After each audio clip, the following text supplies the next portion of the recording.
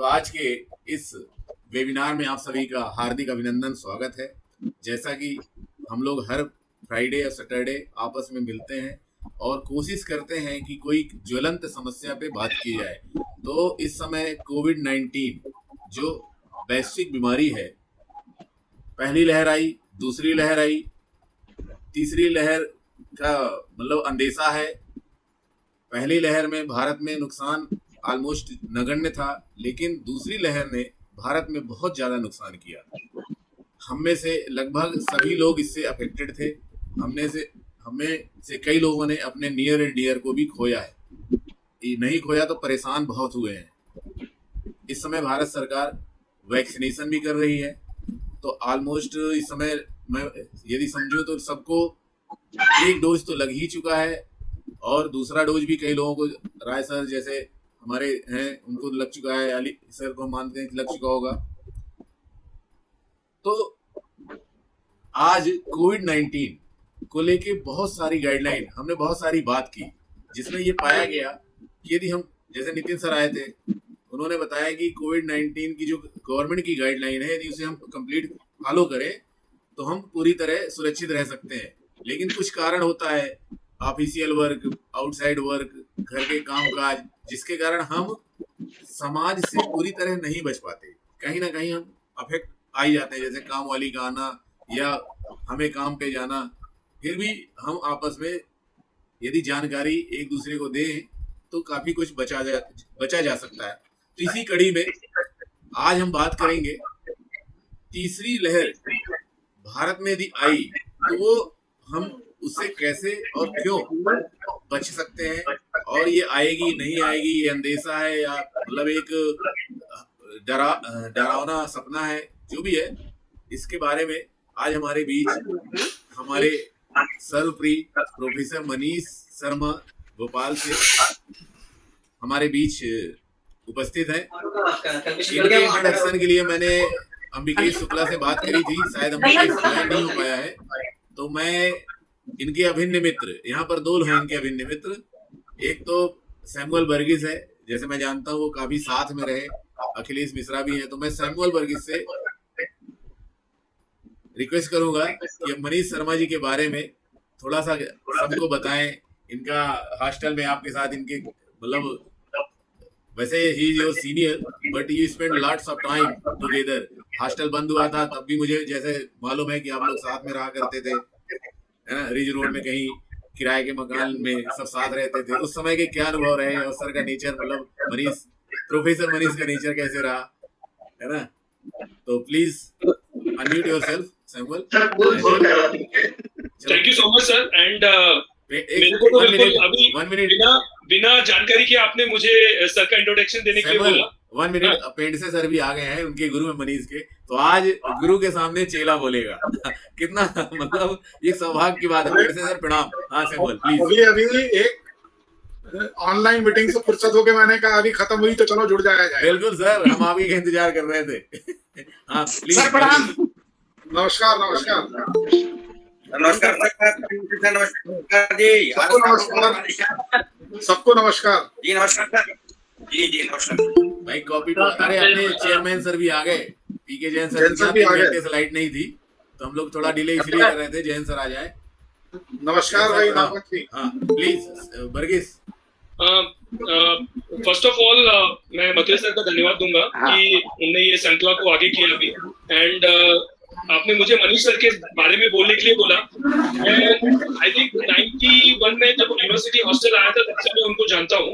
And वो मेरे senior रहे एंड इकोनॉमिक्स में वो पीएचडी कर रहे थे। और मुझे उसके बारे में बहुत ज्यादा, बिकॉज बीच में मेरी उनसे काफी एक जो डिस्कनेक्ट हुआ, बिकॉज बीच में काफी सालों बात नहीं हुई। बीच में अभी जब से ये श्रृंखला चालू हुई उसके बाद एक दिन मनीष सर से मेरी फोन पे बात हुई। एंड मैं उनको कहूंगा कि बहुत ही एक सरल स्वभाव के, एक बहुत ही अच्छे व्यक्तित्व के पर्सन, जिनको एक्चुअली हम लोग ने जब बीच में हॉस्टल बंद हुआ था तो हम लोग कुछ दिन हम उनके साथ में भी रहे, गप्पू भैया के साथ में और मनीष सर के साथ में। तो आई वुड से दैट कि मैंने जो उनमें बहुत सारी जो अच्छी चीजें देखी, एंड जो सरल स्वभाव है उनका, एक सरल व्यक्तित्व जिसे कहते हैं। एंड मैं उनसे काफी प्रभावित हुआ जब वो पीएचडी कर रहे थे। तो काफी हमारा इंटरेक्शन रहा यूनिवर्सिटी हॉस्टल में। मेरे सीनियर होने के बाद भी वो मुझे उस रिस्पेक्ट से और जो देते थे उससे मैं रियली बहुत ही ज्यादा प्रभावित हुआ था। एंड मैं चाहूंगा कि अखिलेश भी 2 शब्द इसके बारे में बोले, क्योंकि अखिलेश भी मेरे साथी थे उस समय। अखिलेश मिश्रा। मैं बुलाऊंगा, अखिलेश को मैं बुलाऊंगा। Thank you Samal, thank you so much आपके 1 minute Manish, I will give you chance to speak.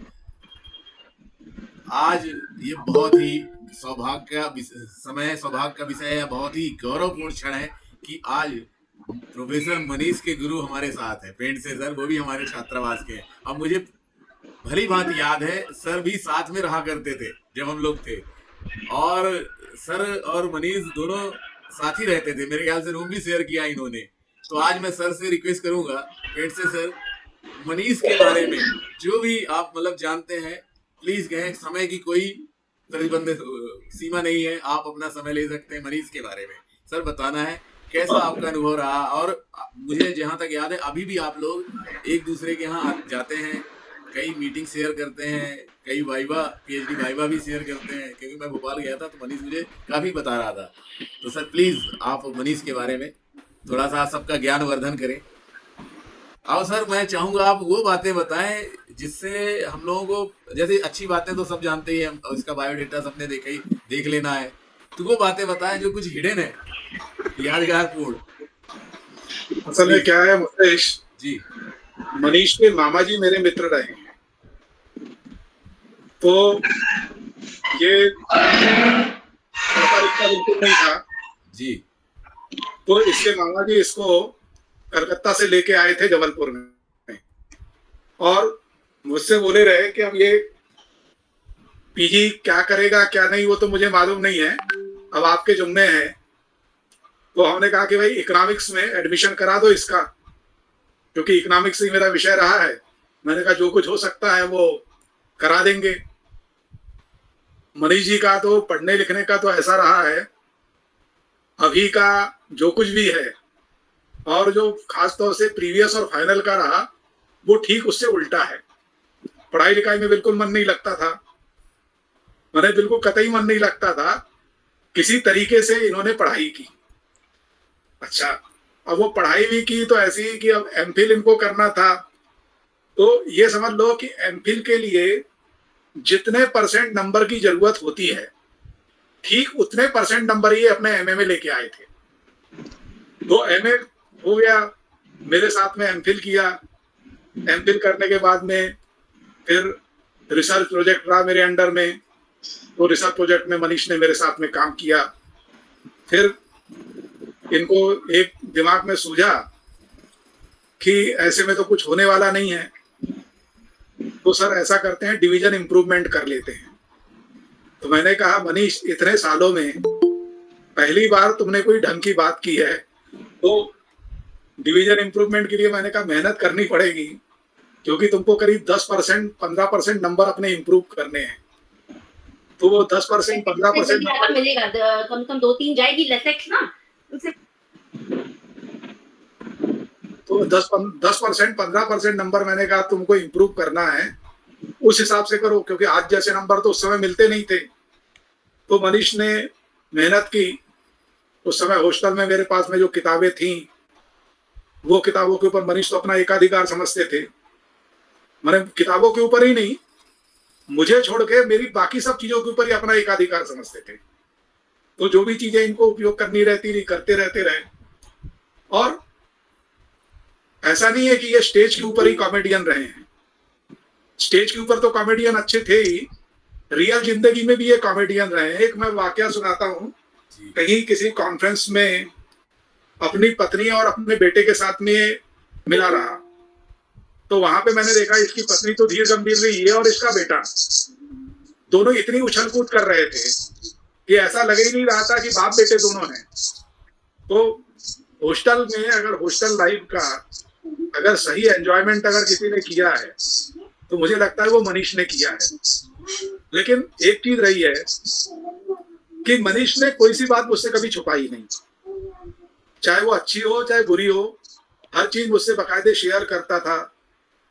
इनके मामा जी मेरे से वरिष्ठ थे लेकिन काफी नजदीक थे। तो वो बोला करते रहे। अभी भी इसको मैं यहाँ पे तो नहीं लूंगा नाम इसका, नहीं तो मैं इसको घर के नाम से ही बुलाता हूँ। तो ठीक है, वैसा ही है अभी, लेकिन बाद में इसने काफी इम्प्रूवमेंट किया है। और मेरे ख्याल से डिवीजन इम्प्रूवमेंट जो था वो मुझे ऐसा लगता है कि इसकी लाइफ का टर्निंग पॉइंट रहा है। उस टर्निंग पॉइंट के बाद में मनीष ने न केवल अपने विषय में बल्कि कई जगहों पे as a subject expert, as a resource person काफी अच्छा काम किया है। और जो अपन हॉस्टल वालों के बारे में एक बात कहते हैं कि आज हॉस्टल वाले जो कुछ हैं, जहाँ कहीं भी हैं, वो अपने दम पे हैं, किसी अप्रोच के कारण नहीं है। तो वही वाली बात मनीष के लिए भी लागू होती है। मनीष भी आज जो कुछ है सेल्फ मेड कैरियर है, और मुझे बहुत अच्छा लगता है। मनीष हुआ, अखिलेश हुआ, चंद्रशेखर, बघेल, ये सब लोग जो रहे हैं मेरे छात्र रहे हैं और हॉस्टल के मेरे जूनियर भी रहे हैं। तो आज जब इन लोग प्रगति करते हैं तो अच्छा लगता है। भोपाल जाते हैं तो मनीष को एक फोन कर देते हैं, तो ये भी अपने टहलते टहलते चले आते हैं। और ये उस समय आने वाला रहता है जिस समय भोपाल से मेरे निकलने का टाइम रहता है। 10 मिनट ही मुलाकात हो पाती है, क्योंकि ओवरनाइट स्टे मैं बहुत कम करता हूँ। अपना सवेरे गए और शाम को वापस हो आए, तो वो करते रहते हैं। लेकिन आज अच्छा लगेगा, 1-2 सेमिनार शेयर भी किए हैं।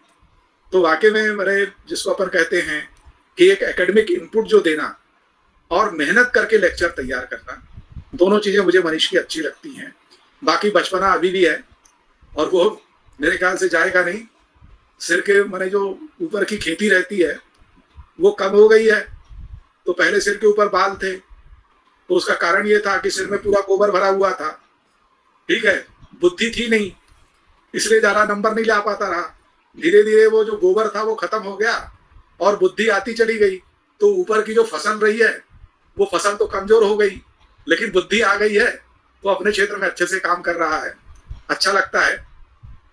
और मुझे आज ये अच्छा और लगा कि मुझे मेरे छात्र, मेरे मित्र के भांजे और मेरे हॉस्टल जूनियर के बारे में 2 शब्द बोलने का अवसर मिला। अब हम लोग सब मनीष को सुने तो ज्यादा अच्छा रहेगा। Thank you sir, thank you sir. Self made है नो डाउट मनीष शर्मा। और इससे सर जब भी हम लोग मिले हैं, मेरा अपना अनुभव रहा है। भोपाल में एक बार मैं गया अचानक इसके कॉलेज, तो वो तो खैर वाकया मैं शेयर करूँगा, मतलब इनक्रेडिबल मोमेंट था। और भोपाल में गया था कहीं और, लेकिन मैं होस्ट इसका बना, मतलब ये मेरा होस्ट बना, गेस्ट मैं किसी और का था। इतना प्यार था कि इसने छोड़ा नहीं सर। मतलब ये तो मुझे मतलब शुरू से सुबह ही ले गया था, और जब मैं जाने वाला था तब इसने मुझे छोड़ा। मतलब ऐसा नहीं था। तो जैसा कि आज सर हम लोग बात करेंगे थर्ड वेव, कैसे, क्यों और कैसे हम प्रिपेयर करें अपने को, और ये कैसे इफेक्ट डालेगी, और इफेक्ट डालेगी या नहीं डालेगी, ये एक हाइपोथेसिस है या एक डरावना चेहरा है या एक साजिश है, जो भी आप इसे कहें कोरोना की। तो मैं मनीष भाई से निवेदन करूंगा आप सबकी तरफ से कि आज सब्जेक्ट पे अपना फोकस रखें और सब्जेक्ट पे बात करें। बाकी हम लोग बाद में बात करेंगे अखिलेश को बुला के और सबको बुला के, है ना मनीष? तो professor Manish please come and. सबसे पहले तो सर मुझे सर आपको बहुत बहुत धन्यवाद, आभार व्यक्त करता हूँ कि आपने ये मौका दिया है। मैं आज आपने अपने ये मौका दिया इसके लिए तो आभार है। बाकी ये मौका भी सबसे हर सप्ताह ढूंढने का जो मौका देते हैं, ये अपने आप एक नई ऊर्जा का संचार करता है हमारे। दूसरा, पेड़से सर ने आज इतना बड़ा जो मेरे बारे में बोला, इतना बड़ा आज तक कभी किसी ने मेरे बोला ही नहीं है। आज पहली बार सुन के बहुत अच्छा लगा, और सर ने पूरी जो बातें बताई वो सच है। आज सर ने बोला सेल्फ मेड, मैं नहीं कहता कि मैं सेल्फ मेड हूँ, इसमें पेड़से सर का बहुत बड़ा हाथ है। पेड़से सर को, और इसके लिए मुझे कई लोगों से सुनना भी पड़ता है। कुछ लोग जो पेड़से सर के विरोधी हैं, आपके विरोधी भी हैं कुछ लोग, तो बोलते हैं आप इतना पेड़से भक्त क्यों हो गए? तो मैं बोलता हूँ पेड़से सर का साथ मैं कैसे बोल सकता हूँ। पेड़से सर मेरे को जब मैं एमए में था तो मेरे को हॉस्टल नहीं मिला, तो मैं प्रीवियस धनवंतरी नगर से यूनिवर्सिटी साइकिल से आता था, साइकिल चलाना भी नहीं आता। पेड़से सर ने अपने रूम में मुझे रखा। 89 से मैं गया और 90 में मैंने एमए किया। उसके बाद से मैं 93 तक फिर मैं मुंबई चला गया, मुंबई से फिर लौट गया, हॉस्टल रहा। फिर मेरी 97 में monster institute of management Noida नौकरी लग गई, तो मैं नोएडा चला गया और पीएचडी करता रहा। लेकिन पेंडसे सर ने एमए में जो डिवीजन इंप्रूवमेंट की बात की, तो बहुत उन्होंने हमको मदद किया, क्वेश्चन का आंसर कैसे लिखना है से लेकर के किस तरह के टॉपिक को प्रायोरिटी देना चाहिए। एमफिल में भी सर ने गाइड किया, और हैंड होल्डिंग जिसको कहते हैं वो हैंड होल्डिंग। और आप इसी से समझिए कि मेरा प्रीवियस में मार्क्स जो थे 38% मार्क्स थे। आप इससे मेरा स्तर समझ सकते हैं कि मैं क्या था। और उसके बाद से फिर किस तरह से मैं ऊपर आया वो अपने आप एक सपना है। और मैं पेंडसे सर का बाकी सभी, जैसे अखिलेश मिश्रा, आज की तारीख में भी मुझे कुछ भी एकेडमिक डिस्कशन करना पड़ता है, अखिलेश के साथ में ज्वाइंट ऑथरशिप में बहुत सारे काम चलते हैं, कुछ चल रहे हैं सपने में, वो सपना कब पूरा होगा मालूम नहीं, लेकिन चल रहा है। तो हॉस्टल का बहुत आभारी हूँ, हॉस्टल के कारण बहुत कुछ सीखा, जिंदगी की अच्छाई में। खैर मैं विषय पर आता हूँ। ये विषय जो था, ये चित्रकूट ग्रामोदय विश्वविद्यालय में कुछ दिन पहले एक वेबिनार हुआ था, उसमें इस विषय पर मैंने बोला था, और ये तैयारी मैंने उस वेबिनार के लिए ही किया था। मथुरे सर शायद उस वेबिनार से थोड़ा जुड़े हुए थे, तो उन्होंने कहा कि उस विषय पर हम भी चाहते हैं कि इस प्लेटफॉर्म पर भी उस विषय पर आप बोलो, ताकि कि हम भी हम सब जो बाकी जो इस ग्रुप के जो लोग हैं उनको भी सुन पाए। तो इसके लिए मैं आपका आभारी हूँ। सबसे पहले मैं उन लोगों के प्रति श्रद्धा व्यक्त करता हूँ जिन लोगों ने अपनी जान कोविड-19 की वजह से गंवाई है। मेरा व्यक्तिगत लॉस ऐसा है कि मेरे साला जिसकी उम्र 49 ईयर्स थी, वो पिछले महीने उनका देहांत दिल्ली में हो गया। मैं अभी पश्चिम बंगाल इसलिए आया हूँ कि मेरे भाई का लंग्स में इन्फेक्शन 80% सीटी स्कैन होता है। 80% सुन के मेरे होश उड़ गए। मैं भोपाल से ऑन रोड यहाँ आया, यहाँ आने के बाद मैंने डॉक्टर से बात किया तो कंफ्यूजन क्रिएट हुआ। मेरा भाई कोल इंडिया में काम करता है, तो लंग्स में कोयला का जो इंप्रेशन है उसमें कंफ्यूजन हुआ।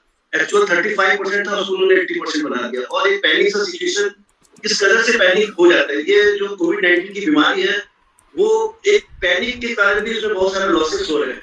अब मैं जो विषय आप लोगों से जो मैं पावरपॉइंट के माध्यम से शेयर करना चाहता हूँ, एक बार देखो, एक खुला हुआ जो है वो मैं पहले आपको दिखाता हूँ। स्पेनिश फ्लू कर एक मैंने नेट पर पहले से खोल के रखा है।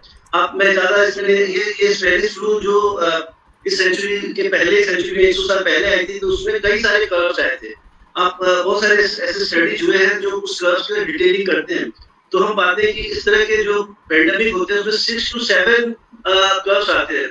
और पहला से दूसरा जो होता है वो ज्यादा खतरनाक या इंटेंसिटी उसकी ज्यादा रहती है, और उसके बाद धीरे धीरे वो अपनी इंटेंसिटी को कम करता रहता है, और 6 और 7 वेव के बाद में जाकर के वो कम होता है।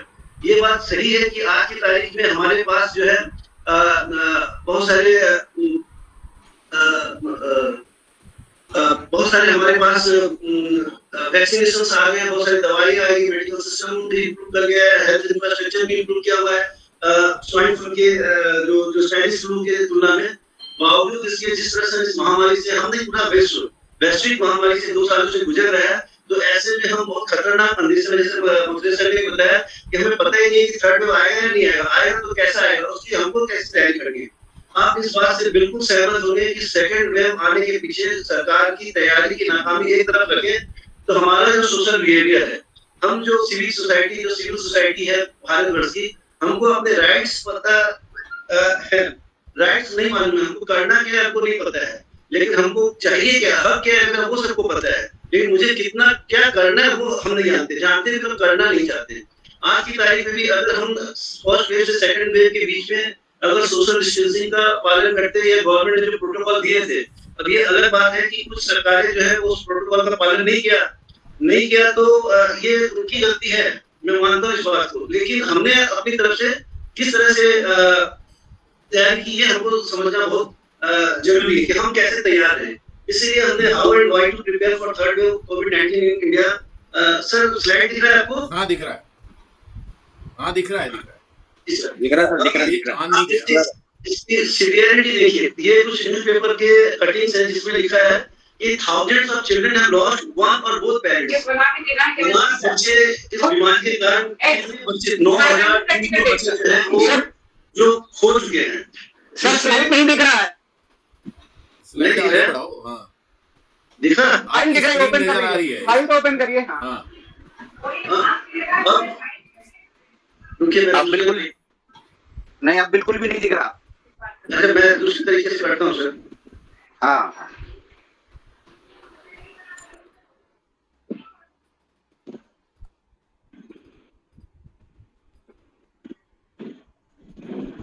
मैं एंटायर स्क्रीन लाता हूँ, अब शायद दिखे। प्रेजेंट दिख रहा है सर? Yes, बोला। अब आपको दिखेगा? हाँ दिख दिख रहा रहा है। है? या तो मैं जो ये जो न्यूज कटिंग्स है, ये कटिंग्स इसकी सीवियरिटी को बताती है कि कितने ज्यादा लोग मरे। जो लोग मरे, हम उनकी बात तो छोड़ दें, जो बच्चे बिना मरे मर रहे हैं, बिना कोविड अफेक्टेड, कोविड बीमारी को ले, लेकिन कोविड बीमारी ने उनकी पूरी जिंदगी ली ली, वो जिंदा होते हुए हमारे समान हो गए, अनाथ हो गए। तो ऐसे बच्चों के बारे में भी कम से कम हमें सोचना चाहिए, अपने उन परिजनों के बारे में भी सोचना चाहिए जिनका इस बीमारी की वजह से नुकसान हो गया और डेथ हो गया है। और हमारा बिहेवियर जो है, आप देख रहे होंगे कि अपने आसपास से जब भी आप बाजार निकले या बाहर निकले, कई सारे लोग मास्क नहीं लगाते हैं, प्रॉपर सैनिटाइजेशन नहीं करते। दो चीजें बहुत जरूरी थी, मास्क लगाना और सैनिटाइजेशन करना। ठीक है, हम भारत जैसे देश में जो डेवलपिंग कंट्री है, जहाँ पर पॉपुलेशन डेंसिटी बहुत ज्यादा है, लिटरेसी रेट कम है, अवेयरनेस कम है, वहां पर हम सोशल डिस्टेंसिंग की बात नहीं कर सकते। लेकिन हमारे यहाँ क्या है कि हम डरे तभी मास्क लगाते हैं, मास्क लगाते तो प्रॉपर, अगर मास्क ही लगा रहता है 4-5 महीने, और ये तो शायद इस तरह का प्रकोप नहीं पड़ता। जब तक पूरा दवाई ना हो जाए, जब तक पूरा जो कर्व है वो नीचे ना आ जाए, तब तक हमें ढिलाई नहीं करना था। लेकिन कई वजहों से, कई कारणों से, राजनीतिक, सामाजिक और कई वजह से आप देखे होंगे कि फर्स्ट और सेकंड वेव के बीच में जमावड़ा ज्यादा हुआ, वो भी बिना सोशल डिस्टेंसिंग के। शायद यही वजह है जिसके कारण से हमारा जो सेकंड वेव जो है वो आया। अब मैं जरा सेकंड वेव आने के पहले जो अच्छी बात है वो मैं ये कहना चाहता हूँ कि जो डेथ्स पर मिलियन, जो डेथ्स प्रति मिलियन जो हुई, तो हमारा जो है वो आंकड़ा अभी भी कम है। ये मैं 9 तारीख तक का आंकड़ा बता रहा हूँ, 9 जून 2021 का आंकड़ा बता रहा हूँ। मैं टेबल में नहीं ला पाया, टाइम नहीं मिल पाया, तो मैं लिखा हुआ है। फ्रांस में 1614, आप आंकड़े की गंभीरता को समझे, यूएसए 1845, रसिया 847, भारत 1386। यानी कि फ्रांस और यूएसए से कम है, जहाँ हेल्थ इंफ्रास्ट्रक्चर हमारे से कहीं बढ़िया। वैक्सीनेशन की अगर हम बात करते हैं तो बहुत सारी बातें वैक्सीनेशन की आ रही है, मैं उस पर बाद में जाऊंगा। लेकिन भारत का नंबर जो है वो 10वां नंबर है, सबसे अच्छा जिसने काम किया है यूएई ने किया है, और उसके बाद यूके, यूएई के बाद यूके, यूएस, इजराइल फिर पोजीशन है, ऐसे इंडिया का 10th पोजीशन है। तो जो छोटे कंट्री जहाँ पॉपुलेशन कम है, उनकी तुलना भारत में करके जो है हम लोग कॉम्प्लेक्स में जीने लगते हैं। हमें लगता है कि हम कोविड से बाहर आकर हमने जंग जीत गया। ऐसा नहीं, हमारे जो कंपोजिशन ऑफ पॉपुलेशन है, जो हमारा स्प्रेड ऑफ पॉपुलेशन है, उसको हमको समझना बहुत जरूरी है। लेकिन फिर भी हम थोड़ा तुलना कर लेते हैं भारत और अमेरिका से। अमेरिका जो मोस्ट डेवलप्ड कंट्री माना जा रहा है, और उनके पास हेल्थ इंफ्रास्ट्रक्चर हमारे देश की तुलना में कई गुना ज्यादा अच्छा है। वहां आप देखेंगे पिछले साल के अप्रैल में फर्स्ट वेव आया, साइड में आप देख रहे हैं सेकंड वेव जो है वो जुलाई में आया, फिर थर्ड वेव जो है जनवरी में आया। तो मतलब कि मैं ये बताना चाह रहा हूँ कि हमें ये पता था कि कोविड जो है सेकंड थर्ड वेव में जाता है। बहुत सारे एक्सपर्ट्स ने, बहुत सारे जो एक्सपर्ट्स डॉक्टर्स हैं, उन्होंने उन्होंने पहले से ही हमें बता दिया था कि इस तरह के वेव्स आते हैं और आएंगे। उसकी कई वजहें हैं, सोशल भी है, पॉलिटिकल भी है, इकोनॉमिक भी है, और मेडिकल भी है। तो मैं उसमें नहीं जाता, वजहों में नहीं जाता, लेकिन हमें ये पता था। लेकिन हमने जब हमारे देश में जब जनवरी में वो कम हो गया था, उसके बाद अचानक से ये मार्च से अप्रैल तक आते सर्च कर गया, सेकंड वेव आया। और आप देखेंगे कि हमारा जो फर्स्ट वेव था वो अमेरिका से ज्यादा है, सेकंड वेव जो है वो अभी जो अमेरिका का जो थर्ड वेव उससे कहीं ज्यादा है। इसलिए हम डर रहे हैं कि हमारा जो थर्ड वेव आएगा वो आएगा, थर्ड वेव आएगा, लेकिन उससे हम किस तरह से कम करें, हमें ये समझना जरूरी है। थर्ड वेव आएगा ये निश्चित है, और थर्ड वेव आने के कई कारण है। सभी factors which are responsible for the surge in the curve, वो उन फैक्टर्स को हम कंट्रोल नहीं कर सकते, एडजस्टमेंट नहीं कर सकते, लेकिन हम कम कर सकते हैं, कंट्रोल पूरी तरीके से नहीं कर सकते। अब आप इस स्लाइड से आप देख रहे हैं कि इंडिया और यूएस में जो कर्व आया था, भारत जो यूएस का जो थर्ड कर्व आया है वो मैक्सिमम 250 मिलियन केसेस तक गए हैं। लेकिन भारत में अभी आप देखेंगे 2500 तक गया है। भारत में सेकंड वेव 3000 4000 तक, जो अभी जो है 4000 के आसपास जाकर के 4 लाख के आसपास जाकर के फिर वापस उतरना शुरू किया। प्रतिदिन के जो केसेस आ रहे थे उस हिसाब से ये कर्व आपको बता रहा है। हमारा जो फ्लैटरिंग है, आप देखिए सेकंड वेव, यूएस का जो सेकंड वेव का टाइम है और हमारा जो सेकंड वेव का जो रफ्तार है वो बहुत तेज है। हमने सिर्फ 60 दिन में हमने अपना पीक पकड़ा। जबकि यूएस का जो है वो 60 दिन में पीक नहीं पकड़ा, उसका कम दिन में ही पीक पकड़ा था। तो हमारा जो है पीक जो है वो फर्स्ट वेव की तुलना में सेकंड वेव में बहुत जल्दी उसने पीक पकड़ा। ये अलग बात है कि अमेरिका की तुलना में हमारा पीक का रफ्तार जो है वो धीमा है। आप यहाँ देखिए, ये थोड़ा गलत क्वेश्चन हो गया है। ये आप गलत क्वेश्चन, ये चिपकाने में गलत हो गया। ये आप डेली कोरोना वायरस का देख रहे हैं। डेली कोरोना वायरस में आप यूएस का जो ब्लू वाला देख रहे हैं, बीच वाला देखिए, दोनों एक बड़ा करके छोटा करके। तो यूएस में जो डेली कोरोना केसेस हैं वो भारत की तुलना में कई गुना ज्यादा है। आप फर्स्ट वेव में भी देखिए और सेकंड वेव में, लेकिन भारत का बढ़ रहा है। ये जब का ये डेटा के बेस पर ये ग्राफ बनाया गया है, ये मई के सर्वे का डेटा है, मई शुरुआत का है, 2 या 3 मई का ये डेटा के बेस पर है। इसलिए मई के फर्स्ट वीक तक हमारा पीक गया था। तो आप देखिए किस तरह से हम अमेरिका की तुलना में हमारा सेकंड वेव जो है वो ज्यादा खतरनाक स्थिति को पकड़ा। अब आप फर्स्ट वेव और सेकंड वेव जो डेली केसेस भारत के लिए आप जो देख रहे हैं, भारत में 4 लाख तक का केसेस सेकंड वेव में गया येलो वाला, फिर जाके गिर रहा है, और फर्स्ट वेव में जो है वो 1 लाख तक भी नहीं पहुंचा था। इसी तरह से डेली डेथ जो आप देख रहे हैं वो 4000 तक पहुंचा, और आज की तारीख में भी 3 साढ़े 3 हजार जैसा अभी भी चल रहा है, 3000 से कम नहीं है, जबकि फर्स्ट वेव में 1000 तक है। तो इससे हमें पता लगता है कि फर्स्ट वेव और सेकंड वेव में किस तरह का सीवियरिटी का डिफरेंस है। सेकंड वेव जो है बहुत सीवियर तरीके से आया, नंबर ऑफ केसेस के मामले में भी और नंबर ऑफ डेथ के मामले में, जबकि फर्स्ट वेव में ऐसा नहीं है। तो इसकी वजह क्या है और कौन सी ऐसी वजह है जिसके कारण फर्स्ट और सेकंड वेव में हमने अंतर लाया। मैं आपको पहले ही डिस्क्लेमर दे चुका हूँ कि ये सभी स्लाइड जो कहीं का जोड़ा है, मैंने इधर से जोड़ा है, जोड़ के जो मेरा जो हाइपोथेसिस है, जो स्टोरी है, उसको डेवलप करने में इन स्लाइड्स का मैंने मदद किया। ये सब स्लाइड्स कहीं से हमने कट पेस्ट किए, यहाँ चूंकि ये एकेडमिक फोरम में रेफरेंसेस पीछे में नहीं डाल पाया समय, आप कहेंगे तो उसको भी डालूंगा। अब ये देखिए वैक्सीनेशन एडमिनिस्ट्रेशन की जो बात होती है, बार हमारे देश में वैक्सीनेशन को लेकर कई सारी बातें हो रही, लेकिन अगर आप वैक्सीनेशन एडमिनिस्ट्रेट पर मिलियन देखेंगे तो हम विश्व के इतने सारे देशों में हमारा स्थान जो है कम नहीं। मैंने आपको पहले ही बताया कि 10वां मोस्ट वैक्सीनेटेड स्टेट कंट्री में हमारा 10वां नंबर है।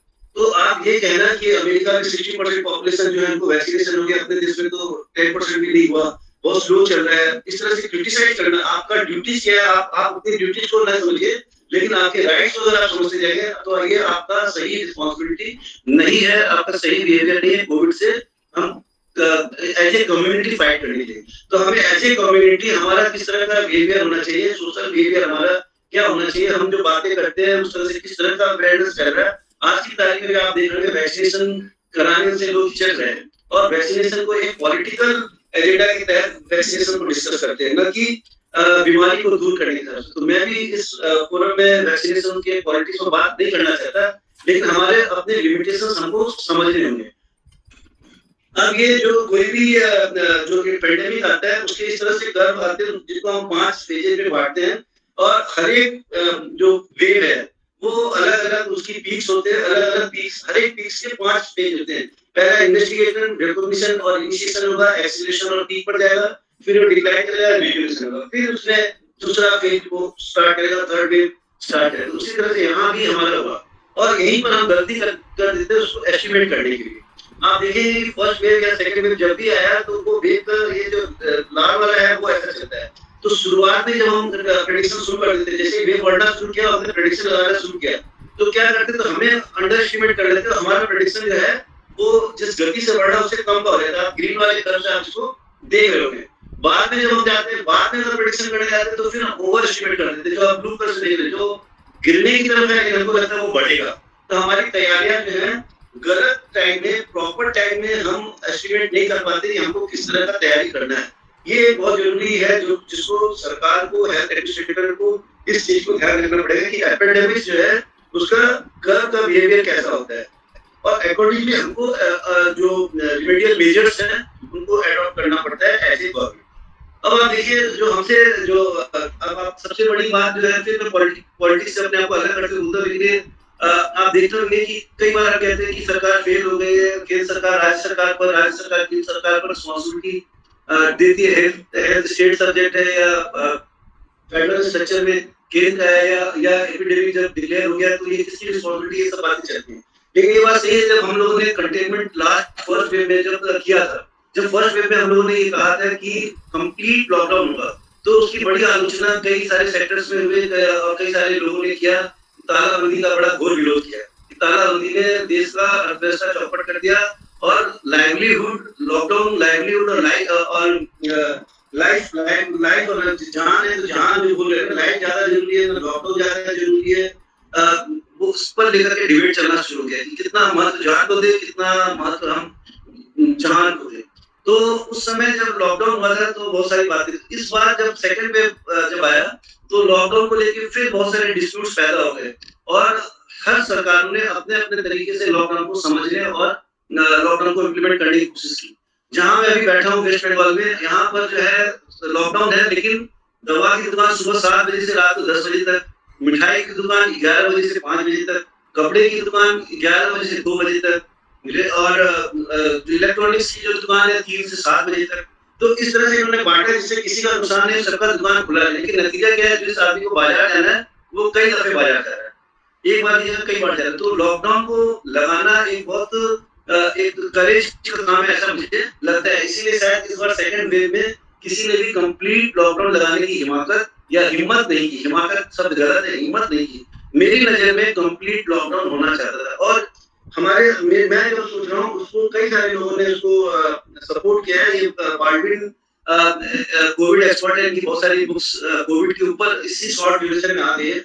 उनका भी ऐसा कहना, उन्होंने जो अपना आर्टिकल लिखा है उसमें जो ग्राफ दिया है उसमें आप देखेंगे कि इस ग्राफ में 2 साइड, लेफ्ट और राइट। लेफ्ट वाले में जो है विदाउट कंटेनमेंट है। तो विदाउट कंटेनमेंट में क्या है, जो न्यू केसेस है बड़ी तेजी से बढ़ती है और बहुत तेजी से घटता है। जो फ्लैटनिंग होने का टाइम है बहुत कम है।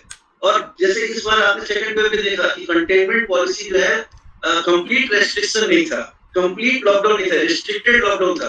तो हम मान के चलेंगे रिस्ट्रिक्टेड लॉकडाउन है एक तरीका विदाउट कंटेनमेंट पॉलिसी है। तो विदाउट कंटेनमेंट पॉलिसी होने के कारण ये जो कर्व है बहुत तेजी से बढ़ा और बहुत तेजी से घटा। लेकिन जैसे ही number of cases daily, number of new cases जो है डेली बेस पर बढ़ता है, तो हमारा जो हेल्थ इंफ्रास्ट्रक्चर रहता है इस ग्राफ में वो देखिए एक्स एक्सिस के पैरेलल में है।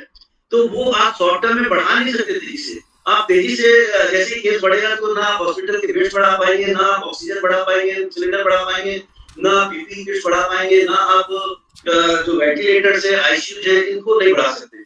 अब आलोचना करने की बात करें तो एक जोखिम लिए एक आया था कि किसी के घर में 6 फैमिली मेंबर्स हैं और 6 को डायरिया हो गया। तो समझाई देने वाले बोले यार तुमने बहुत गलत किया, 2 ही लैट्रिन रखे हो, 6 रखते तो तुमको ये तकलीफ नहीं होता कि 2 दूसरे तो 4 तड़प रहे। इन सबको आराम मिलता, 6 के 6 अपने अपने टॉयलेट पे जाते और डायरिया से बचे रहते। ऐसा हेल्थ इंफ्रास्ट्रक्चर में नहीं हो सकता। हमको पता ही नहीं है, पेट से सर को हमने सुना था, पेट से सर ने अपने लेक्चर में कहा था हमें पता ही नहीं डिमांड कितना होने वाला है। और मान लीजिए शॉर्ट टर्म में हमने सभी प्रायोरिटी को छोड़ के हाई प्रायोरिटी पे डिमांड को मीट अप करने की सप्लाई बढ़ा दिया, लेकिन अचानक से फिर डिमांड घट जाता है तो ये बढ़े हुए सप्लाई का क्या होगा? और ये बढ़े हुए सप्लाई में जो इन्वेस्टमेंट हुआ, जो वेस्ट हुआ, उसका क्या होगा? हमको ठीक है इंफ्रास्ट्रक्चर में मैं ये नहीं कह रहा हूँ कि बढ़ा हुआ सप्लाई काम नहीं आएगा। हमारे पास आज भी हॉस्पिटल्स की कमी है, आज भी हमारे पास अस्पताल मेडिकल स्टाफ की कमी है, हमारे पास आज भी बेड्स की कमी है, सिलेंडर्स की कमी है। लेकिन इन्हीं कमी के कारण जो बढ़ेगा सप्लाई वो ठीक है, अलग बात है। लेकिन इन्हीं कमी के कारण जो ये नंबर ऑफ सीवियर केसेस बढ़े और ये नंबर ऑफ सीवियर केसेस जो है ये नंबर ऑफ हॉस्पिटल बेड्स और बाकी हेल्थ इंफ्रास्ट्रक्चर था उससे ज्यादा होगा। जो येलो कलर के एरिया में आपको दिख रहा होगा यहाँ पर। और ये फोर्स मेडिकल ये एक तरह से यही लोग जो है के शिकंजे में आए जिनको कि हम हेल्थ इंफ्रास्ट्रक्चर नहीं दे पाए। और दूसरी तरफ कंटेनमेंट पॉलिसी में अगर आप देखेंगे तो कंटेनमेंट पॉलिसी में स्ट्रिक्ट लॉकडाउन में तो आपका जो पीक जाता है वो कम जाता है, total number of new case कम रहता है और उसका फ्लैटनिंग होने का जो टाइम है वो थोड़ा लंबा रहता है ड्यूरेशन। आप इसमें जो एक्स एक्सिस में टाइम दिया हुआ है उस पर अगर आप गौर करेंगे तो उसमें लंबा टाइम लगता है और नंबर ऑफ सीवियर केसेस जो है वो आपके अवेलेबल इंफ्रास्ट्रक्चर के विदिन लिमिट रहता है, बियॉन्ड लिमिट नहीं है। तो इसलिए आप उनकी रिक्वायरमेंट को मीट अप कर लेते हैं और लिहाजा आपके यहाँ मोर्टेलिटी जो है वो कम हो जाती है। जो नंबर ऑफ डेथ जो है, नंबर ऑफ सीवियर केसेस जो है जिनको क्रिटिकल मेडिकल अटेंडमेंट की जरूरत पड़ती है वो जो है आपका कम रहता है, जिसके कारण आपका सीवियरिटी जो है वो नहीं दिखता है। अब इस पर बात करते हैं लाइवलीहुड बढ़ा या लॉकडाउन बढ़ा। कंप्लीट तो लाइवलीहुड की बात करते हैं कि हम लॉकडाउन करते हैं तो खाएंगे क्या? हम बिना खाए मर जाएंगे, इससे अच्छा कोरोना से ही मरे। ऐसा बहुत सारे आप जो है डायलॉग कह सकते हैं, आप लोगों में सुनते होंगे कि पूरा लॉकडाउन होने से, ठीक है ये बात आप सही कह रहे हैं कि हमें जहां भी देखना है, जहां भी देखना है, लेकिन जहां देखने के चक्कर में कितने लोगों को कोविड का शिकार बनना पड़ा, ये आपके पास सेकंड वेव से आपको पता चल गया है। आप अगर यहाँ देखेंगे न्यू केसेस का ऊपर में इस ग्राफ को 2 भाग में बांटा गया है। ऊपर वाले ग्राफ में लाल रंग से जो है वो रेड कलर से new cases without containment policy, अगर कंटेनमेंट पॉलिसी नहीं है तो इस तरह से तेजी से बढ़ा, पीक पर गया, बहुत ऊंचाई तक उतर गया। और जो विद कंटेनमेंट जो है लॉकडाउन के साथ वो बढ़ता है धीरे धीरे और कम ऊंचाई तक जाता है, फिर वो फ्लैटिंग होता है, उसको टाइम ज्यादा लगता है और उसको टाइम ज्यादा लगता है जो केस नंबर ऑफ केसेस को नेग्लिजिबल तक लाने के लिए।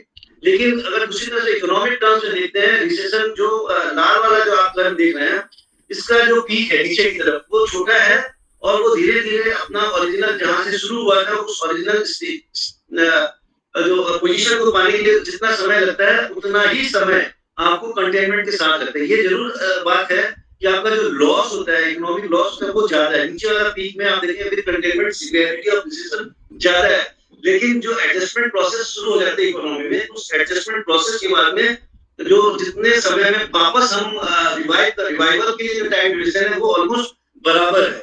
तो ऐसे केस में हमारे पास चॉइस है कि हमें क्या करना चाहिए। तो इसलिए मैं जो बराबर से मेरा अपना ऐसा मानना है कि थर्ड वेव आने के पहले हमें अपने माइंडसेट में ऐसा बना के रखना चाहिए कि हमें फुल जो कंटेनमेंट है, टोटल लॉकडाउन है, उससे परहेज नहीं होना चाहिए।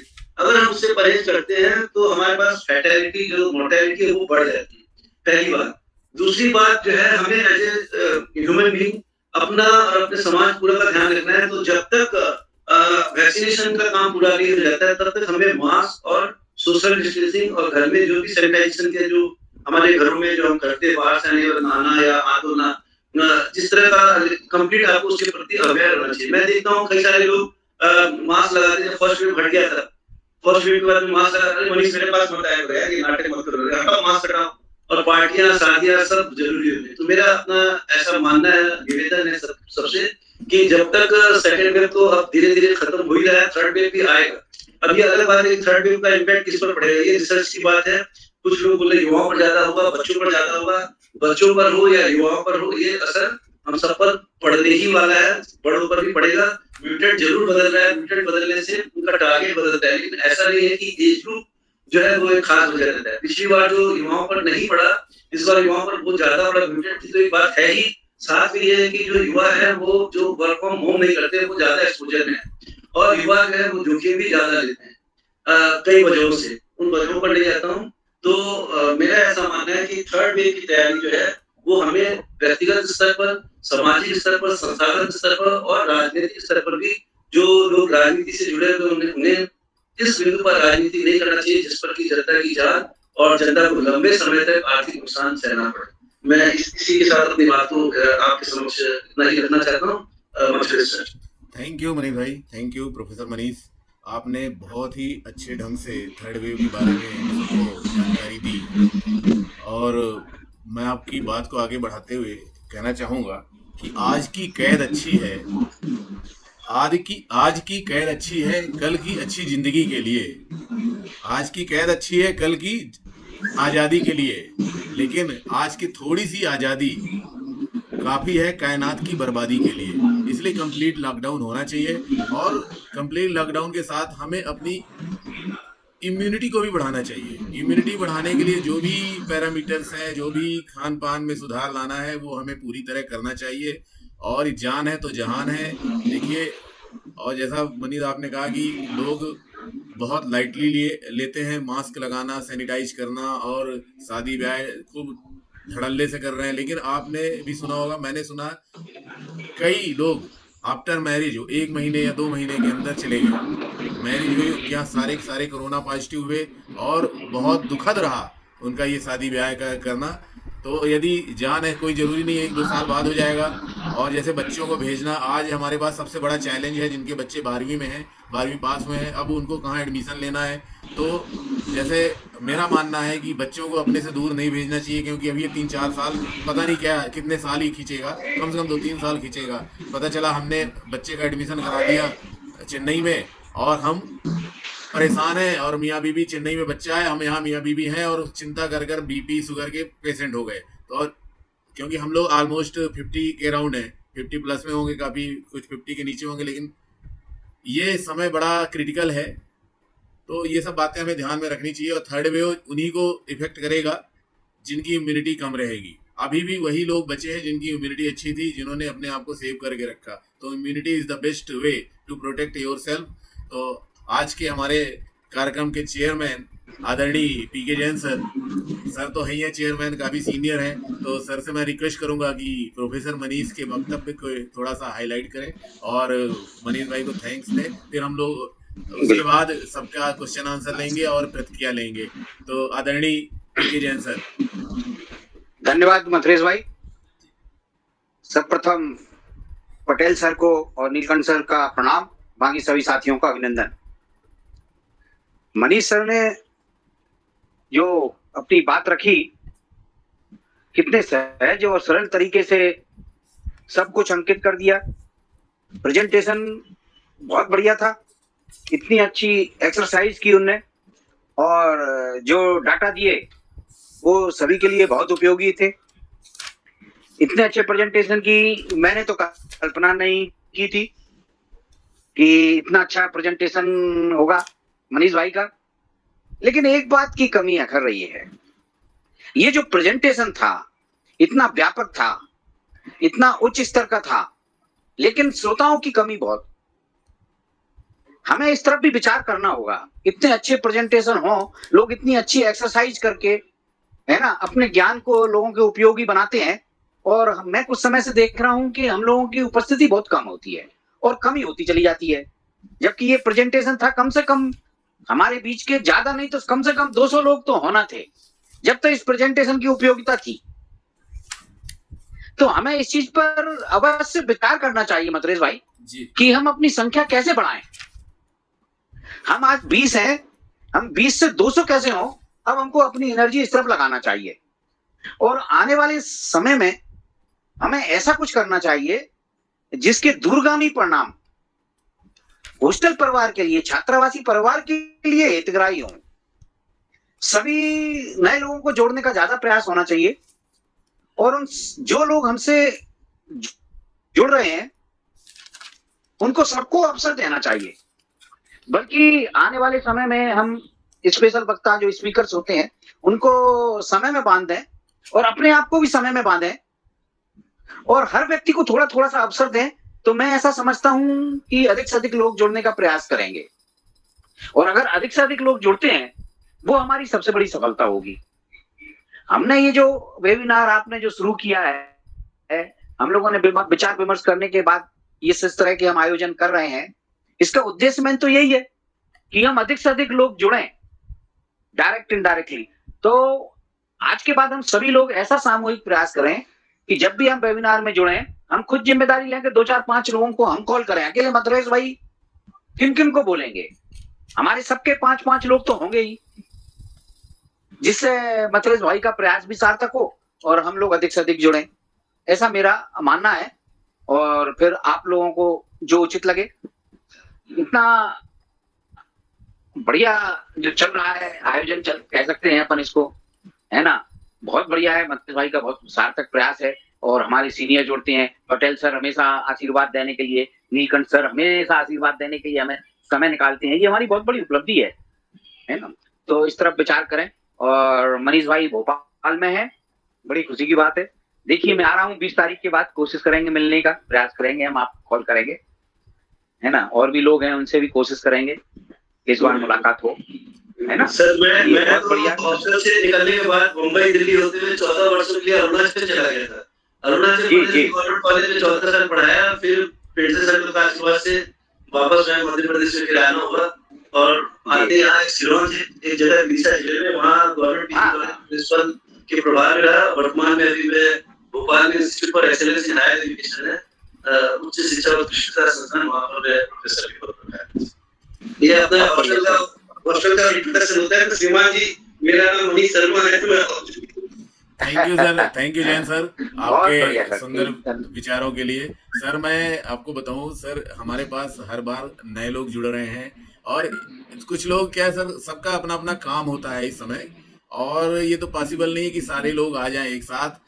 और एक दूसरा रीजन है सर कि हम लोग इसको यूट्यूब में डाल देते हैं, लोग इसको देख लेते हैं, बाद में सुन लेते हैं, तो उन लोग सोचते हैं हमें मालूम तो चल जाएगा क्या बातें हुई, तो इसलिए थोड़ा सा वो सेकेंडरी लेते हैं। लेकिन आपकी बात सही है, यदि सभी लोग आएंगे तो हाँ, अच्छा लेकिन लगेगा प्रयास एक कर दूसरे सकते को। हैं, जैसे अली अधिक से सर हैं, अधिक जुड़े, हमेशा हाँ, रहते हैं थोड़ा सर, अधिक से अधिक। अपने राय सर हाँ हमेशा रहते हैं सर, है ना, और जायसवाल सर हाँ, वगैरह बिल्कुल सारे बिल्कुल। रहते हैं सर, है ना, बहुत लोग ऐसे हैं जो हाँ रेगुलर हैं नहीं, ये सर। लोग तो कुछ जी, लोग तो हमेशा रहते जैसे ही है। वर्गीस है, राहुल है, ये सब सर हमेशा रहते हैं। हाँ लेकिन आज भी मैं देख रहा हूँ करीब 10 से 15 नए चेहरे हैं, नए लोग जुड़े हैं। जैसे अभी गोपाल जी जी, हाँ दुबे सर हैं सर, अमेरिका से जुड़े, बोले मैं भाग के आया, जॉगिंग के लिए गया था, हाँ और मैं खत्म करके आया जॉगिंग की, मैं जुड़ूंगा।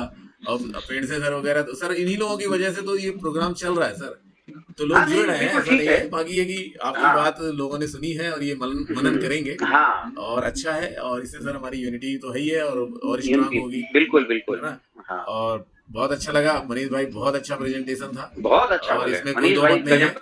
और हाँ अब मैं अली सर से निवेदन करूंगा कि सर कुछ 2 शब्द कहें। सुरेश भाई, मनीष भाई के इतना शानदार प्रेजेंटेशन, उसके बाद जैन साहब का इतना शानदार समापन, बचता क्या है बोलने के लिए। जी सर।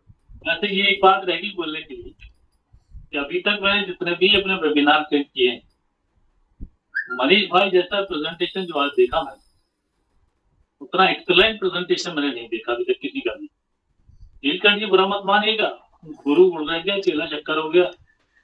नहीं ये बता देना जरूर चाहूंगा, नहीं चेला नहीं बहुत सर, ही आगे निकल गया है भाई, बहुत। नहीं सर मैं एक आशीर्वाद से हूँ आज। इस बात का मुझे हमेशा गर्व रहेगा कब कि होना अगर चाहिए, चेला मनीष बहुत हुए, आगे। अखिलेश हुए, ये मेरे से आगे निकले। नहीं आगे तो खैर मैं इसका निकाले, उनको और खूब तरक्की दे, मगर हाँ ये जो मेथड उसका है स्टडी का, रिसर्च करने का, beautiful method and latest method उसका, बहुत ही अच्छा लगा मुझे कि इस लाइन पर अगर चलेगा आगे तो डेफिनेटली वो कहीं से कहीं पहुंचेगा।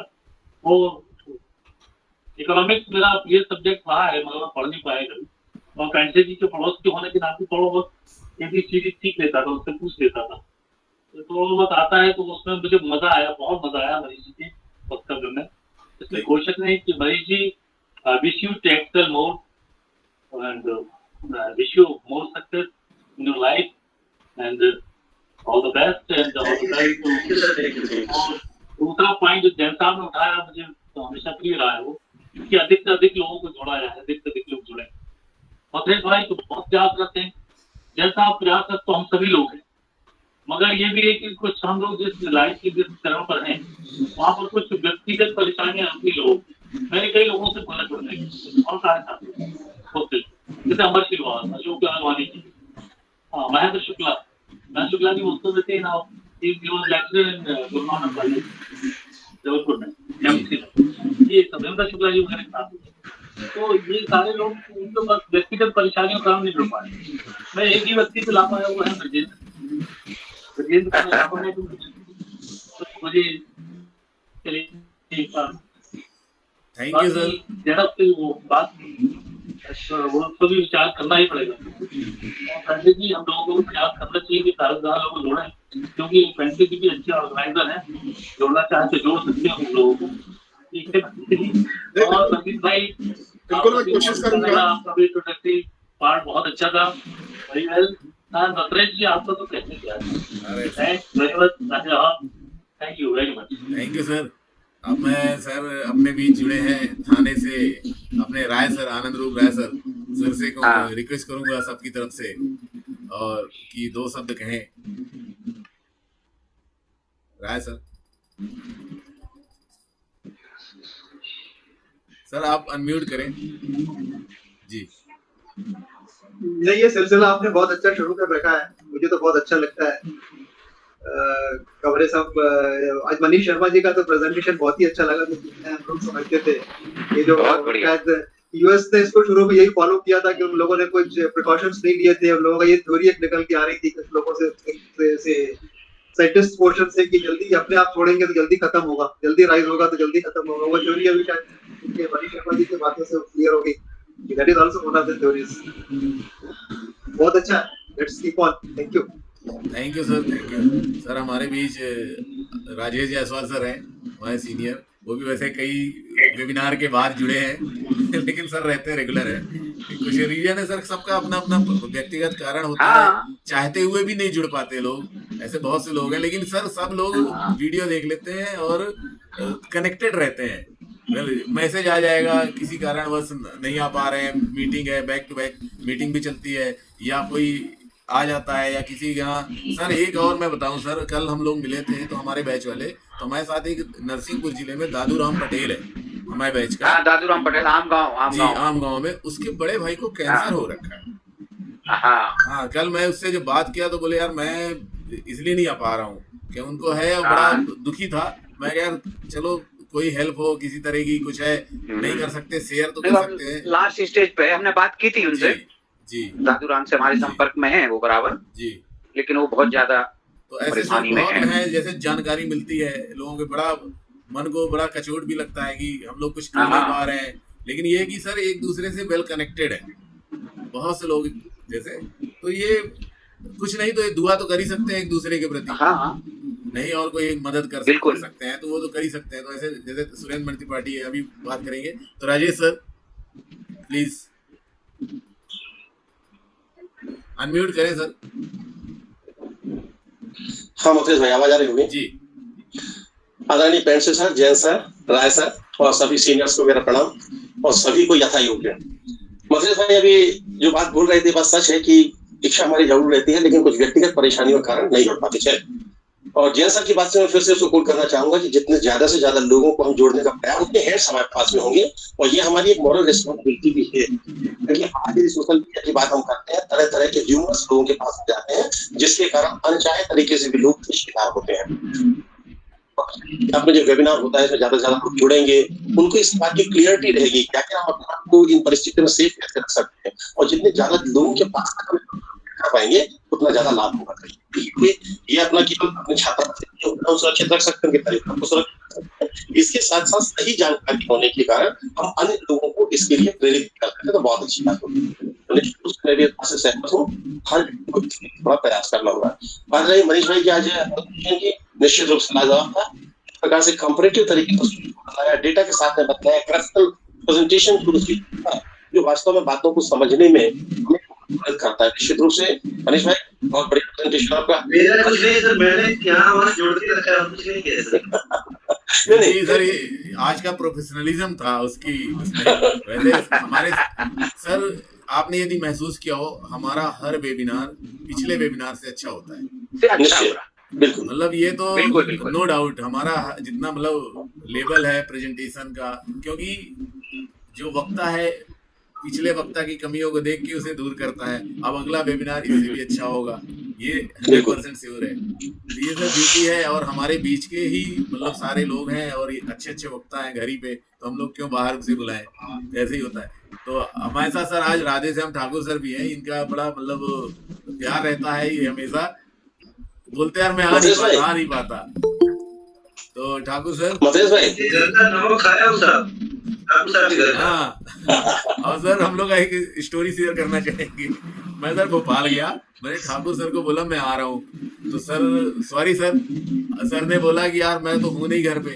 तो मैं मनीष से बोला यार चलना है, हम लोग पहुंच गए सर जबरन अधिकार देखिए, हम लोगों ने खाना बनवाया जबरन, अब खाना खाया न चाहते हुए, भाभी काफी परेशान है ना ठाकुर सर और काफी परेशान मतलब किया, मतलब मजा आ रहा था हम लोगों को, क्योंकि सर चाह रहे थे जाए, हम लोग जा नहीं रहे थे, तो भरपूर मतलब एंजॉय किया, यादगार है, वही बोले नमक खाया हूँ अच्छा रहा सर, मजा आता है। दिस इज हॉस्टलर मतलब हॉस्टलिटी। ठाकुर सर नहीं है शायद, अब भी चले गए।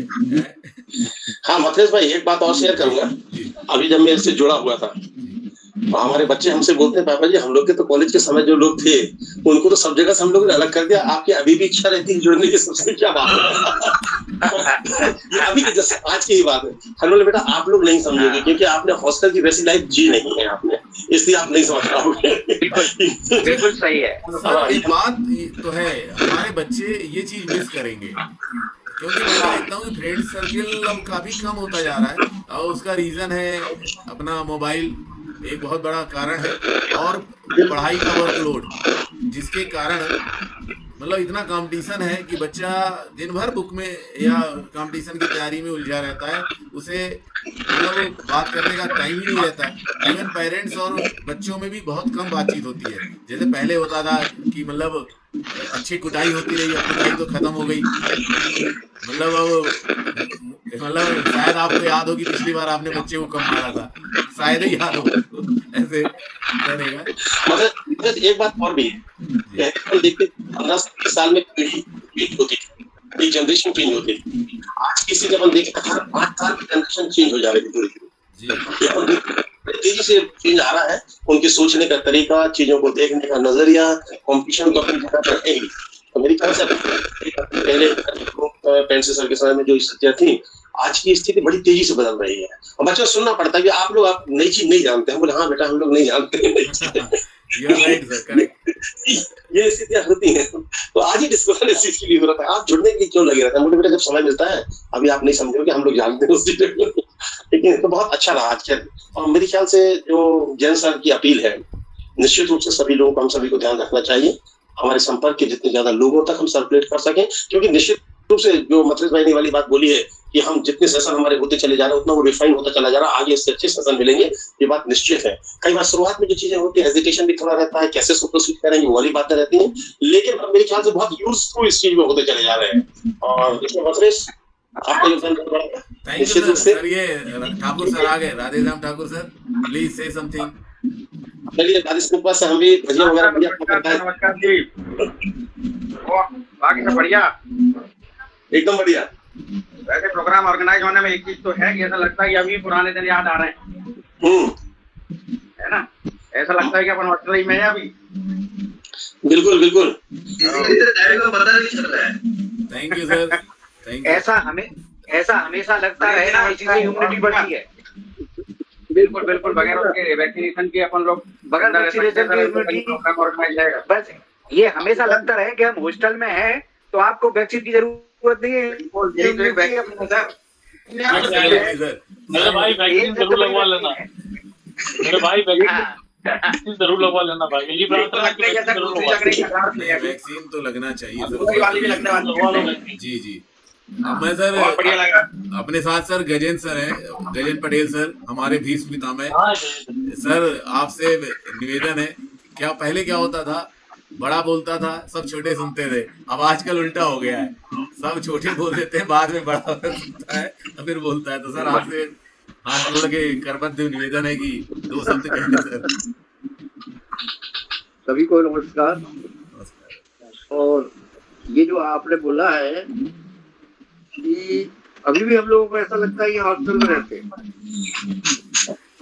और उसका कारण है कि हम लोग कभी बूढ़े नहीं होते। सर आप किस समय से हॉस्टल किया? मत पूछो, तुम्हारे दादाजी की उम्र गई।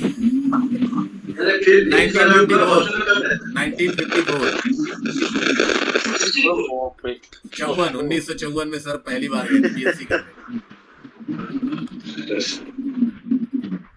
मतलब छात्रावास का निर्माण उसी साल हुआ था सर के, पहला बैच। बड़ा अच्छा लगता है जब सब लोग मिलते हैं। अरे मैं तो सोच भी नहीं सकता कि इतना अच्छा कोई ऐसा एसोसिएशन हो सकता है जहाँ हर तरह के लोग, हर ऊंचाई के लोग, हर स्वभाव के लोग इकट्ठे होके और हॉस्टल में रहते हैं, एक दूसरे से सब सीखते हैं। ऐसा नहीं है कि जूनियर से सीखना नहीं मिलता, जूनियर से भी बहुत सीखने को मिलता है। मैंने अपने लाइफ में देखा है, स्टूडेंट से भी सीखने को मिलता है। तो इसलिए मेरे हिसाब से तो ये बहुत अच्छा हम लोगों का चल रहा है और चलना चाहिए, इसको बढ़ता ही जाना चाहिए। हम लोगों की संख्या धीरे धीरे बढ़ना चाहिए। तो सभी को नमस्कार करता हूँ। प्रणाम सर। नमस्कार सर। और कोई यदि बोलना चाहे, सुधीर खरे सर हैं, कुछ 2 शब्द कहना चाहें। अभी देखिए, अभी हमारे बैच का जतिंदर सिंह होरा सरदार, इकलौता सरदार, उसका आगमन हुआ है अभी। देख रहे सर? हाँ,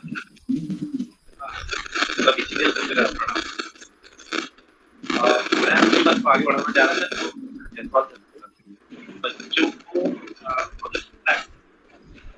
आपने बोला कि बच्चे समझ नहीं पाएंगे कि क्या है हॉस्टल लाइफ, क्या होता है। मैं बताना चाह रहा था कि मेरे बच्चे, जब मैं उनसे बात करता हूँ हॉस्टल लाइफ को लेके, बड़े खुश थे कि हम भी आपके तरह हॉस्टल लाइफ जी, वो चाहते हैं कि हम जाए हॉस्टल में रहें, और जो आप की आज का वेबिनार बहुत अच्छा रहा। मनीष को बहुत बहुत धन्यवाद। सुधीर भाई आवाज क्लियर नहीं आ पा रही है। सुधीर आपकी आवाज नहीं आ पा रही है। हेलो, कट रही है। हाँ, कुछ डिस्टर्बेंस।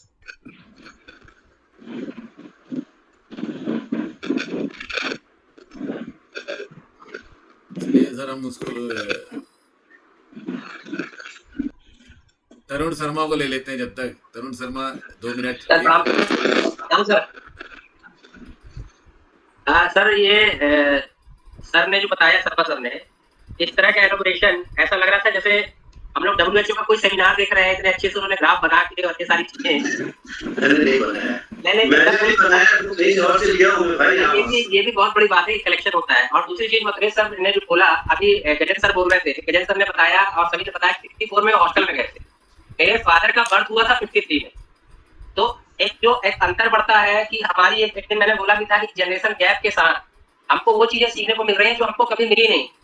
और दूसरी बात ये होती है सर, इसका प्रभाव इतना अच्छा होता है कि मेरे घर में मेरा बच्चा है 13 साल का, मेरी छोटी बच्ची है 8 साल की। फ्राइडे सैटरडे 8:30 के बाद ऑटोमेटिक एक साइलेंस लग जाता है। क्यों पापा, आप थोड़ी देर 1.5 घंटे 2 घंटे जो भी होंगे हॉस्टल वाले लोगों के साथ बैठेंगे। अच्छा, कभी कभी क्या होता है, मैं कैमरा बंद कर देता हूँ, वो देखते हैं। जैसे कि अभी देख रहे थे वो मनीष सर, पापा ये तो आपसे बहुत बड़े लग रहे हैं। मैं बेटा तुम शांति से सुनते जाओ, बस कौन बड़े लग रहा है कौन छोटा लग रहा है ये मैं तुमको बात करता हूँ। फिर अभी मथुरेश सर ने एक बात बोली कि कई लोग हैं, कई सीनियर्स हैं हमारे, कई लोग उनके बच्चे 12वीं पास कर चुके हैं और वो कहीं बाहर पढ़ना जाना चाहते हैं, लेकिन अभी का ऐसा समय नहीं कि अपन 2-3 साल बच्चों को भेज सकें, क्योंकि पता नहीं है, जैसा कि मनीष सर ने बताया। और मैं अपना एक्सपीरियंस बताऊं कि 22 मार्च 2020 जिस दिन फर्स्ट लॉकडाउन अनाउंस किया पीएम साहब ने, सभी को याद होगा, तब से आज की डेट तक हमने तो ये जाना ही नहीं कि लॉकडाउन होता क्या है, कि रोज लगभग किसी ड्यूटी में इसमें लगे हुए हैं। तो जैसा मनीष सर ने बोला, सही से निवेदन ये है, फर्स्ट मैं फिर से कहूंगा कि वैक्सीनेशन अनिवार्य रूप से करवाएं और जितने ज्यादा से ज्यादा लोगों का करा सके उतने 1000 लोगों से कराएं और मेंटली तैयार रहें। थर्ड वेव का जैसा बताया जा रहा है कि अक्टूबर नवंबर तक आने की पूरी संभावना है, उसके लिए मेंटली प्रिपेयर पहले से रहें, आसपास के लोगों को रखें। और जो गलतियां अभी सेकंड वेव के समय हुई है, जिसके कारण इसका ग्राफ इतनी तेजी से बढ़ा, डेथ रेट बढ़े, इन्फेक्शन रेट बढ़े, उसको कंट्रोल किया जा सके कम से कम अपने परिवार के लिए और अपनी सराउंडिंग्स के। Thank you sir, thank you very much. Thank you Tarun. आज हमारे साथ अपने ये मुकेश प्यासी भी है ना? Mukesh, hello, can you hear me? I am Mukesh प्यासी हो ना? हाँ जी सर। हाँ सर, ये जैन सर ये पहली बार जुड़ा है आज। बहुत से हैं देवांश आज जो पहली बार जुड़े हैं ना, अपना नाम और ईयर बताएं। नाम और ईयर, किस ईयर में थे और कहाँ पर हैं, 3 चीज। सर मैं 95 to 98 में science college hostel, Vikram hostel में रहा। और इसके बाद जो है मेरा नाम मुकेश कुमार प्यासी है, सभी को प्रणाम। और वर्तमान में अभी मैं रहने वाला सिहोरा का हूँ, जबलपुर से और कटनी के बीच में जो सिहोरा तहसील है वहाँ का निवासी हूँ। ग्रेट। देवांश शुक्ला। सर प्रथम सर सभी सीनियर को सादर चरण नमस्कार सर। मैं यहाँ पे लगता है सबसे छोटा हूँ। मैं 2015 सर माफी चाहूंगा सर, लाइट पानी गिर रहा है तो लाइट गोल है। अच्छा कोई बात। सर मेरा 2015 का बैच है। करंटली मैं अभी भी हॉस्टल में हूँ, बट लॉकडाउन की वजह से मैं घर, तो शायद मैं सबसे छोटा हूँ यहाँ पे, इसलिए सबसे। और सर जैसे कि हॉस्टल के लाइफ में बात हुई तो सर ऐसा है कि 12th पास आउट के बाद मैं हॉस्टल गया, देवेंद्र बॉयज हॉस्टल में था। तो सर ये था कि सर एक जिंदगी जीने का तरीका जो सिखाता है वो हॉस्टल लाइफ, मतलब एक असलियत में जो दाल रोटी की और का जो भाव समझ में आता है कि किस तरह क्या करना चाहिए, वो हॉस्टल ही लाइफ सिखाती है सर। वो जिंदगी तक रह जाता है, मतलब आखिरी तक वो एक शिष्टाचार जो होता है वो हमेशा रहा आता है। किस तरह बड़ों से बात करनी चाहिए, क्या आदर के साथ बात करनी चाहिए। सर चाहे आपके करंट सीनियर हो, चाहे 10 साल पुराने सीनियर हो, चाहे जितने सर, सर सीनियर का नाम सुनते ही एक अलग से वो होता है कि अरे सीनियर है, आपको खड़े होना मतलब अलग से आदर देना वो होता है। और सर हॉस्टल की जो लाइन है सर वो तो शिष्टाचार के लिए होती ही है सर, तो मतलब जरूरी है कि ये सब होना चाहिए। और मेरा एक मानना है सर हर किसी को एक ना एक बार हॉस्टल लाइफ जीनी चाहिए, ये बहुत जरूरी चीज है सर। ये लेकिन पॉसिबल नहीं है। देवांश कहाँ पर हो? सर मैं रीवा में रहता हूँ। ये रीवा सर मैं रीवा में का रहता हूँ। हॉस्टल में ही है। रीवा का जी सर, ये हमने BLLB की थी सर आफ्टर 12, और अभी मेरा LLM चल रहा है क्रिमिनोलॉजी से सर, वही RDVB यूनिवर्सिटी। ये डॉक्टर कृष्ण कुमार नागवंशी अनम्यूट करें और अपना इंट्रोडक्शन दें, नाम कहाँ से है किसी और के। जी सर नमस्कार भाई। डॉक्टर कृष्ण कुमार नागवंशी शायद सर आवाज पहुंच रही होगी मेरी सर सभी के पास? हाँ बिल्कुल आ गए, बिल्कुल आवाज जा रही है, खूबसूरत चेहरा भी आ रहा है। बिल्कुल सर, किचन में था अभी मैं। वो तो थोड़ा आजकल सबके चल रहा है। बिल्कुल सर, मैं सबसे पहले तो मथुरेश सर का बहुत तहे दिल से धन्यवाद करना चाहूंगा कि उनके इस सफलतम प्रयास से हमें इतने पहले बैच के 86, 80, 85, 92, 95 ऐसे सीनियर से मुलाकात करने का अवसर हमें प्राप्त हुआ सर। और मैं अपने विषय में परिचय देना चाहूंगा। मैं डॉक्टर कृष्ण कुमार नागवंशी, मूल रूप से मैं नरसिंहपुर नगर का रहने वाला हूँ और 2012 में रानी दुर्गावती विश्वविद्यालय से मैंने एमफिल के लिए प्रयास किया था और वहां से एमफिल किया। इतिहास विषय से मेरा एमफिल हुआ और रानी दुर्गावती विश्वविद्यालय के देवेंद्रपुर छात्रावास में मैं 12 से लेकर लगातार 2019 तक रहा और वर्तमान में मैं गवर्नमेंट PG कॉलेज नरसिंहपुर में गेस्ट फैकल्टी के रूप में कार्य कर रहा हूँ सर। मैंने वहां से एमफिल भाई हमसे मुलाकात तो करो। जी सर, नरसिंहपुर में ही है। हाँ मैं तो नरसिंहपुर में ही हूँ ना। उसमें जुड़ा हुआ हूँ, आप संपर्क करूंगा सर, जब भी अवसर मिलेगा आपको कॉल करूंगा। हाँ बिल्कुल बिल्कुल। संत कुमार है ना? संत कुमार सभी को सर मेरा संत कुमार चंद्रवंशी है। मैं सर दिल्ली का रहने वाला हूँ और मैं सर 2013 से 16 बैच में रानी दुर्गावती अपने लिविंग हॉस्टल में रहता था और मैंने फिजिक्स से MSc की है सर अपने रानी दुर्गावती विश्वविद्यालय से। अभी वर्तमान में सर मैं TFRI में प्रोजेक्ट असिस्टेंट में काम कर रहा हूँ। और सर अभी मैं तहे दिल से धन्यवाद करना चाहूँगा सर मथुरेश जयसवाल सर का। सर मैं जब दिल्ली गया था, एक मेरे कजन एडमिट थे दिल्ली में, तो सर मैंने ऐसी तरह से मुझे कॉल में बात की थी सर। ऑनली बात करने मात्र से मतलब मुझे ऐसा कॉन्फिडेंस मिला। दिल्ली एम्स में वो बच्चा एक एडमिट था सर मेरे कजन में। सर से मेरी बात हुई, जो भी दिक्कत हो आप मुझे बताइएगा। ब्लड की आवश्यकता पड़ी तो टाइम में सर, लेकिन काफी सीरियस तो टाइम में कॉल आया सर ने जब ग्रुप में मैसेज कंडक्ट किया था कि एक संत अपने छात्रावासी छात्र हैं जिनको कुछ दिक्कत है, आप दिल्ली में जो भी रहने वाले हैं तो संपर्क करें। तो काफी सीरियस का कॉल भी आया था और भगवान की दया से सर वो मतलब पूरी तरह से स्वस्थ हो गया उसी टाइम में और ब्लड की आवश्यकता भी नहीं पड़ी थी मतलब। और लेकिन सर ने बोला था कि अब उस टाइम में जब कोविड, उनको सर फर्स्ट ईयर की बात है जब कोविड बहुत ज्यादा पीक पे था, उस टाइम में इतना सहयोग मिला, मुझे बहुत अच्छा लगा था। चलो भाई थैंक यू। और लेकिन मैं सबसे रिक्वेस्ट करूंगा कि ये ना बोले कि मथुरेश सर का फलाना या मथुरेश का धन्यवाद सर, ये प्लीज टाइम वेस्ट होता है। और विनोद सनोदिया, ठीक है Vijay Sanodiya, thank you sir. Vijay Sanodiya please वो लाइन हटा देना। हाँ और बाकी अपना नाम और ईयर ऐसे। प्रणाम सर, मैं विजय सनोडिया डिस्ट्रिक्ट सिवनी से सर। मैं 2005 से 12 तक रहा हूँ छात्रावास में और संस्कृत से PhD किया हूँ और मास्टर ऑफ सोशल वर्क भी वहीं से किया हूँ। और वर्तमान में मैं यहीं पे सिवनी के एक ब्लॉक में सर्व शिक्षा अभियान में तो डिसेबिलिटी एजुकेशन में मैं काम कर रहा हूँ। बहुत बढ़िया। और वर्तमान में सर अभी मैं करीब 2 महीने से जो है जैसे मतलब लॉकडाउन जब से लगा है तब से मेरी ड्यूटी जो है डिस्ट्रिक्ट हॉस्पिटल में लगी हुई है। तो ऑक्सीजन सिलेंडर की सप्लाई डिमांड इस पे लगी है, तो मैं सफलतापूर्वक मतलब ऐसी कंडीशन में भी काम कर रहा हूँ, वहाँ कोई दिक्कत नहीं। बहुत बढ़िया, बहुत बढ़िया। हम सेकंड लास्ट लेते हैं विवेक जायसवाल, ये हमारे बैच का है। हाँ विवेक, चलो मैं बता देता हूँ, फिर लास्ट में होरा को ले लेंगे भाई, उसे समापन करा देंगे। लास्ट में आया है हरीश भाई को बहुत बढ़िया पहले सभी मीडिया को ध्यान भी देगी जी सर, बहुत में बात कर सकती है सर। नमस्कार सर, आवाज ही है हंसना है, आवाज नहीं आई सर। आ रही है भाई, आ रही है, आवाज नहीं आ रही है, आवाज नहीं आ रही तुम्हारी, कभी कट रही है, कट जाती है। वैसे विवेक को ना सर इंट्रो देने की जरूरत नहीं है, हर कोई जानता है। हाँ नहीं, है ना, विवेक को तो लंबा चौड़ा इंसान है एक ही डॉक्टर विवेक जायसवाल नाउ। हाँ भाई, हो रहा सर, प्रणाम। गायब हो गया, हो रहा नहीं, हो रहा है। हाँ सर, चलो स्पर्श। खुश रहो भाई। सर, और सब बढ़िया? बस मेरा आपसे एक निवेदन है। हाँ बोलो ना। हॉस्टल में